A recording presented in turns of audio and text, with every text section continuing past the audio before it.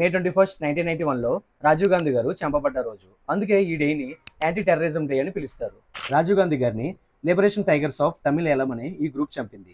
ఈ గ్రూప్ చంపడానికి main reason Sri Lanka government శ్రీలంకలో ఉన్న తమిళియన్స్ కి అన్యాయం చేస్తుందని అక్కడ ఉన్న తమిళియన్స్ 1980లో కోల్డ్ వార్ స్టార్ట్ చేశారు. ఆ కోల్డ్ వార్ కి మన ఇండియాలో ఉన్న తమిళనాడు స్టేట్ కూడా సపోర్ట్ చేయడంతో అప్పుడు ప్రైమ్ మినిస్టర్ ఉన్న రాజీవ్ గాంధీ గారు కూడా ఇన్వాల్వ్ అవ్వాల్సి వచ్చింది.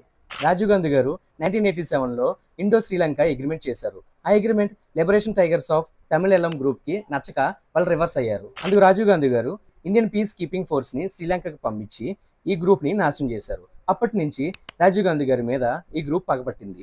1991 మే 21న అప్పుడు జరిగే లోక్సభ ఎలక్షన్స్ కోసం రాజీవ్ గాంధీ గారు చెన్నైలో ఉన్న శ్రీపరంబత్తూర్కి క్యాంపెయినింగ్ కోసం వెళ్ళగా ఈ గ్రూప్ కి సంబంధించిన రాజరత్నం అనే ఒక అమ్మాయి బెల్ట్ కి RDX బాంబుని పెట్టుకుని రాజీవ్ గాంధీ గారి మెల్లో పూలమాల వేసి ఆ బాంబుని పేల్చగా రాజీవ్ గాంధీ గారితో పాటు 14 మంది చనిపోయారు. అప్పటి నుంచే ఈ డేని 1992 మే 21 నుంచి యాంటీ టెర్రరిజం డేగా సెలబ్రేట్ చేస్తారు.